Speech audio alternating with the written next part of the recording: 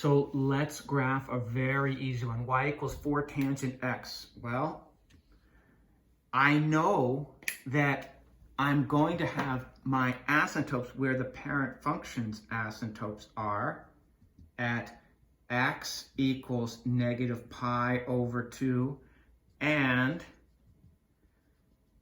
x equals pi over 2.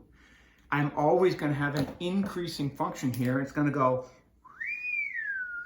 just like that, and it goes through this point 0, 0. Now, halfway and up, you guessed it, 4. So we're at pi over 4 comma 4, and here, negative pi over 4 comma negative 4. So that's what this 4 did, this vertical stretch by factor of 4. Instead of going up 1 and down 1, now I'm up 4 and down 4. So I've stretched this tangent function vertically by a factor of 4. I've multiplied each y by 4. So now let's add in a b. So why am I saying b? Because now this is like y equals a tangent bx. Now I asked you to know by heart that b is the number of periods from 0 to 2 pi, but that's only for sine and cosine. It's going to be a little different now.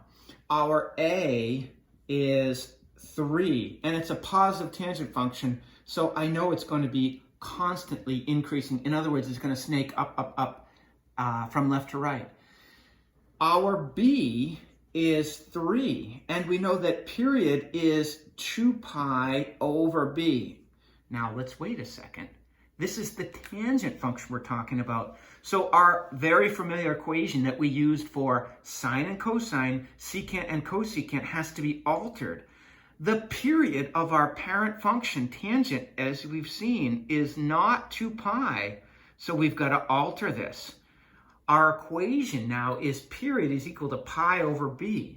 So we know that period is equal to pi over 2. I'm sorry, I don't know why I put b as 3. It's 2. Pi over 2. So if we've got a full pi over 2 to play with, and we have not moved this horizontally left or right, can you see right away that the vertical asymptotes have to be at negative pi over 4 and positive pi over 4? How can I be so sure? Well, start. We'll take whatever's in parentheses, 2x, and set it equal to stop. We'll take whatever's in parentheses, 2x, and set it equal to, well, for sine and cosine, secant and cosecant, we said start at 0, stop at 2 pi, because that's where the parent function started and stopped. Where is the parent function of tangent start and stop? You guessed it, negative pi over 2 and positive pi over 2. If I multiply both sides by 1/4, I get x is equal to negative pi over 4. Multiply both sides by 1/2. Multiply both sides by 1/2, and I get x is equal to pi over 4. So that tells us our start and stop. Whoop, whoop. I know that at x equals negative pi over 4 after my little math work, and x equals positive pi over 4, that I'm going to have this shape. Notice it still goes through 0, 0. And we've got a vertical stretch by factor of 3. So halfway, I'm going to be up 3. Well, what's half of pi over 4? Half of pi over 4 obviously is pi over 8. So I get this point, pi over 8, comma, instead of going up 1, I see that my vertical stretch is by factor of 3, or my a. Think it's not really an amplitude anymore, but we're going up 3. And that means I'll have the commensurate point here at negative pi over 8, comma, negative 3. So really not so bad when we have, what does that represent? It's a horizontal shrink by factor of, take the reciprocal, 1/2. So there's our graph at the end. What I'd like you to see to be able to do is 3 points, ding, ding, ding, and 2 asymptotes. That's sufficient for a tangent graph. So we're now asked to graph y equals -5 tangent 1/2 x plus 6. Clearly, our amplitude here is the absolute value of -5, which is 5. What does this negative do? Well, our graph normally goes like that, up, up, up.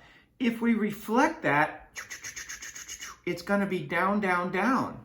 So the negative means we're going to have a reflect over the horizontal x-axis. Why is that? Because a positive y now goes to negative, and a negative goes to positive. So we're going to be reflecting over this horizontal axis. So this -5 represents, in fact, two transformations. First, we're going to vertically stretch it, and then we're going to reflect it over the x-axis. How about our b? Our b here is 1/2. So I know that period is pi over b. Notice I didn't write 2 pi over b. So this means that period is going to equal pi over 1/2. Keep, change, flip is pi times 2 over 1, which is 2 pi. That's our period. Now, a 1/2 on the inside, it's the crazy, cuckoo, bizarro, bonkers world. That's actually stretching you out. If our period is 2 pi, can you see right away that our asymptotes have to be at -pi and +pi? Let's see, where do we start? Start at whatever's in that parentheses, 1/2 x equals -pi over 2. And where do we stop? Well, where does the parent function stop? 1/2 x equals pi over 2. So you can see it's so important to know your parent function. Multiply both sides by 2 and I get x starts at -pi. Multiply both sides by 2 and I get x finishes at +pi. So if I'm drawing this, my midline, of course, if this is my y-axis and this is my x-axis, my midline, of course, is going to be up 6. So here I am. Up 6. Oh, sugar. Let me put my y-axis right here. Sorry about that. All right, so I'm up 6. So here's the line y equals 6. Now, there is my midpoint. That 0, 0 point is going to be at 0, 6. So I do know some things. So I know that my asymptotes here are at, and x equals -pi and x equals pi. Now, halfway between intercept and asymptote, well, this was an intercept before I moved it up 6. I'm going to go halfway. Usually I'd go up 5, but now I have to go halfway down 5 because it's a negative tangent function, and halfway up 5. So my graph is going to look like this. It looks like that. And what are the points? Well, I know this here is pi over 2. It's halfway between 0 and pi.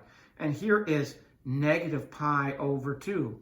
So if this distance here is 5, I'm going to be over at -pi over 2, 11.